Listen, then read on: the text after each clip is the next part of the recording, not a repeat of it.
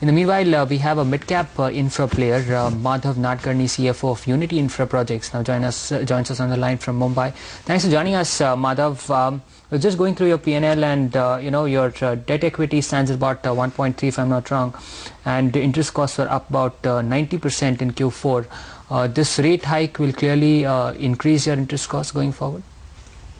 Yeah, definitely, because in the month of May, after RBI policy, again, banks has already increased the rates, and there was the indication that again after this 25 there is a possibility of again interest hike, and which is not good for infra, specifically infra sector, because they are working capital intensive and all infrastructure projects, because for BOT projects and rest of the projects.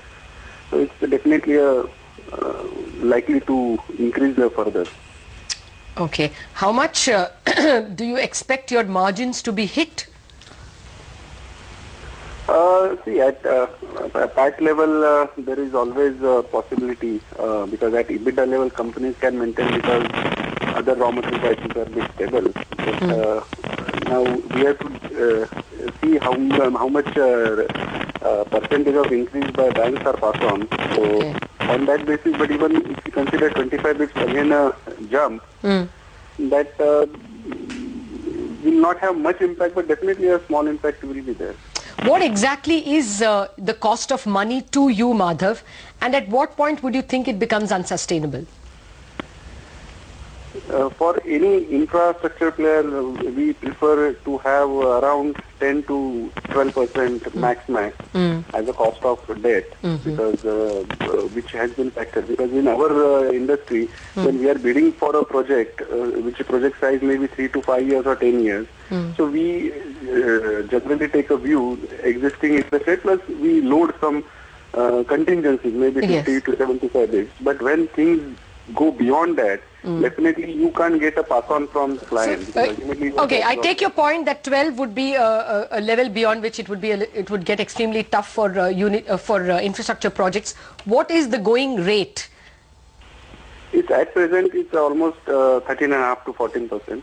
Okay, and you're saying at 12 itself would make it unsustainable?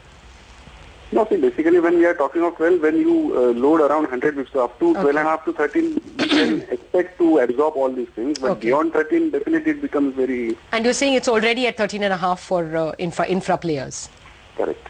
All right. Madhav, the general feeling in the industry is that it's 50 basis points more from here. Do you think 50 basis points more from here will not have a very severe impact on future projects with a long gestation period of, say, about 5-10 years? Or do you think it is increasingly getting difficult to have projects at that kind of rates? Yeah, there are both the things, because increasing rate is becoming a common phenomena, and in fact at least next 6 to 9 months people are anticipating that, because at least hopefully till September to December this scenario will continue because of inflationary trend and all. Hopefully if monsoon is good and other prices are in control, we hope to do that. But nothing is happening on supply side. So answering your question, as far as numbering is concerned, we hope that these all infra projects which we are bidding now, we are anticipating a 13.5, but then if you are taking a higher interest into consideration, then getting a project becomes very difficult in a competitive environment. Point taken, Madhav. Thank you very much for joining us with all those detailed number crunching, and it's a key takeaway is that beyond this, it's going to be very difficult to even bid for infra projects. That's an important, even if it's a small player, that's an important takeaway. Meanwhile, statements coming in from the Finance Minister that the process of divestment has been expedited. Pull up ONGC again for you. Well, the stock has actually started rising. Initially, the fact that it has been put on the cold storage had a positive impact on that stock. But ONGC, after this statement, perhaps is beginning to see a little bit of an uptick. All right, let's take a break. We'll be back with more.